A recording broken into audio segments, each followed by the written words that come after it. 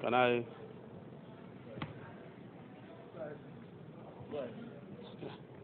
Mr. President, distinguished delegates, on behalf of Nigerian parliamentarians, I extend the felicitation of the government and good people of Nigeria to all participants of this event.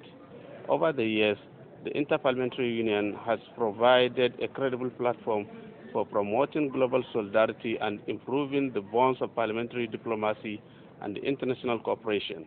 The Nigerian Parliament welcomes the opportunity that this annual meeting provides and cherishes the IPU for bringing to the fore some of the most pressing issues of global concern. The issues of gender equality and the need to end violence against women are quite topical. The most common forms universally include domestic abuse, rape, sexual exploitation, sex slavery, female genital mutilation, child marriage, widowhood practices, denial of inheritance, and sexual harassment, among others. These issues continue to prick the conscience of our globe. At the end of our deliberations, it is my hope that international solidarity to combat these trends will be further strengthened. In Nigeria, we continue to develop policy framework to promote gender equality. The current cabinet of the federal government of Nigeria has the highest number of women ever. Nigeria has thus met the minimum of 35% benchmark of female appointment into political positions. We are also encouraging our women to seek more elective positions. Nigeria ratified the Convention on Elimination of All Forms of Discrimination Against Women in 1985 and the African Charter on Human and People's Rights Protocol on the Rights of Women in 2004. This signified our intention and willingness to be bound by these laudable conventions. However, as a dualist system, legislative domestication is still required. With the return to democratic rule, legislative work is ongoing in this regard and is at advanced stages. Acknowledging that economic discrimination is one major area where women suffer the most, especially in the developing countries of Africa and Asia, we have tried to introduce policies that will address this. Through the Ministry of Women Affairs, the Nigerian government launched the Women Fund for Economic Empowerment in 2005. The fund seeks to avail women for revolving soft loan facility to enhance the capacity of rural women. The government of the Federal Republic of Nigeria is committed to and has always upheld the implementation of the Beijing Declaration and Platform for Action in 1995. In like manner, we accept the outcome of the 23rd Special Session of the General Assembly that ushered in international efforts for the advancement of women. The implementation of the BPFA in practically all areas of concern within Nigeria has recorded remarkable visibility with substantive incremental progress in some areas. However, there remain monumental challenges in other areas arising from the diversity of the socio-political economics of the country.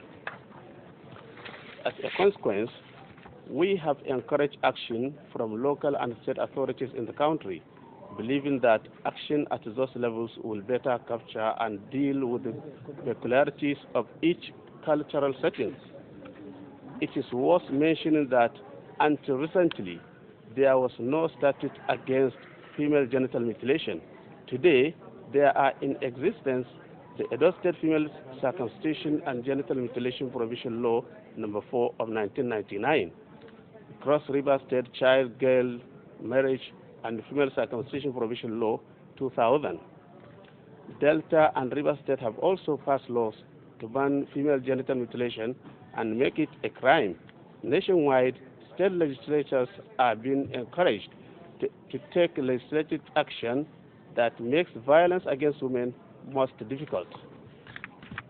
We have a number of bills before us at various stages in the legislative process.